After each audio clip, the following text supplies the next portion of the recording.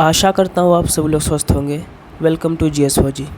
आज हम सभी ज्योग्राफी के दोआब वाले सेक्शन पर मुख्यतः उत्तर भारत का जो दोआब है उसके विषय में थोड़ी सी चर्चा करेंगे। छोटा ही वीडियो होने वाला है ये। तो सबसे पहले तो हम जानेंगे कि आखिर ये दोआब होता क्या है। तो दोआब का मतलब होता है कि दो नदियों के बीच का जो स्थान होता है वही दोआब कहलाता है।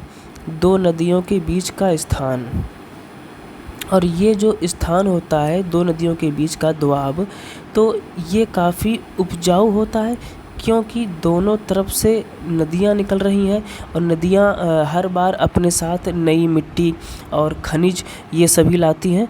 तो ये काफ़ी उपजाऊ भूमि होती है दोआब, दो नदियों के बीच का क्षेत्र, तो ये होता है दोआब। तो अगर हम मुख्यतः बात करें कि उत्तर भारत के जो दोआब हैं, तो जैसा कि हम सभी ये बात भी जानते हैं कि पंजाब को 5 नदियों का भूमि बोला जाता है। पंजाब को 5 नदियों की भूमि, ये प्रश्न पूछा भी गया है।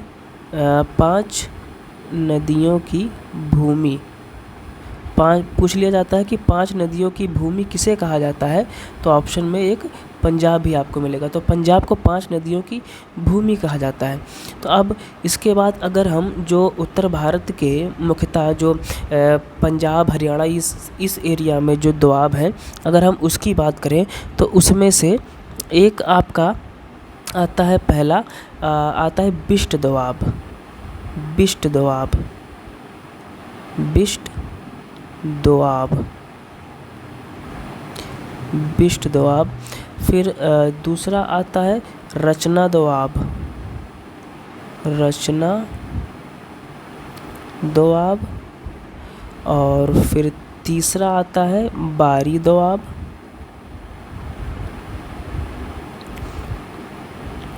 बारी दोआब। चौथा है चाज़ दोआब, चाज़ दोआब। और पांचवा है सिंधु सागर दोआब, सिंधु सागर दोआब, सिंधु सागर दोआब।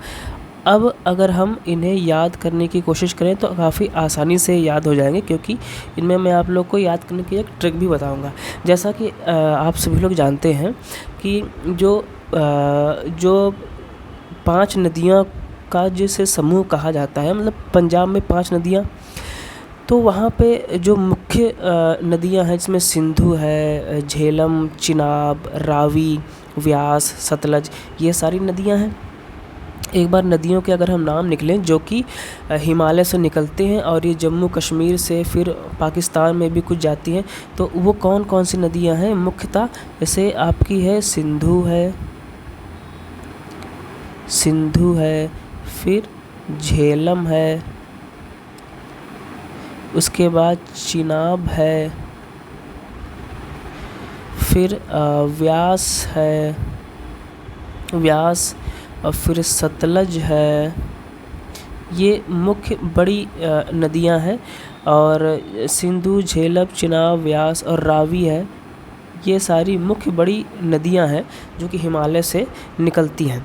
तो इन्हीं से संबंधित ये सारी 5 की पाँचों दोआब भी इन्हीं से संबंधित है। जैसे बिष्ट दोआब है, तो बिष्ट दोआब व्यास और सतलज के मध्य पड़ता है। किसके? तो व्यास और सतलज के मध्य में, व्यास और सतलज, व्यास और सतलज। अच्छा, इसे किस तरीके से याद करना है वो भी मैं आप लोगों को बताऊंगा। काफ़ी आसान तरीका है। फिर जो रचना दोआब है, रचना दोआब ये रावी और चिनाब के मध्य में है, रावी और चिनाब के मध्य में। बारी दोआब व्यास और रावी नदी के मध्य में है। फिर जो चाज़ है ये चिनाब और झेलम के बीच में है, झेलम के बीच में है। और फिर सिंधु दोआब जो है वो सिंधु, झेलम तथा चिनाब। इसके मध्य में सिंधु, झेलम, चिनाब इसके मध्य में। अब इसे याद किस तरीके से करना है, देखिए बिष्ट दोआब, तो बिष्ट में ये बा और ये सा, तो बा से हो गया व्यास, बा से व्यास, और सा से सतलज। रचना में रा और चा, तो रा से हो गया रावी, चा से हो गया चिनाब। बारी में बा और रा, बा से हो गया व्यास और रा से हो गया रावी। चाज में चा और जा, तो चा से हो गया चिनाब और जा से झेलम। और सिंधु दोआब में सिंधु, झेलम और चिनाब, ये 3 नदियाँ। तो इस प्रकार से ये एक छोटा सा लेकिन बहुत ही महत्वपूर्ण टॉपिक है, जहाँ से प्रश्न अधिकतर पूछ लिया जाता है। और ये जो प्रश्न है कि 5 नदियों की भूमि किसे कहा जाता है, ये कई बार प्रश्न पूछा गया है एग्ज़ाम्स में।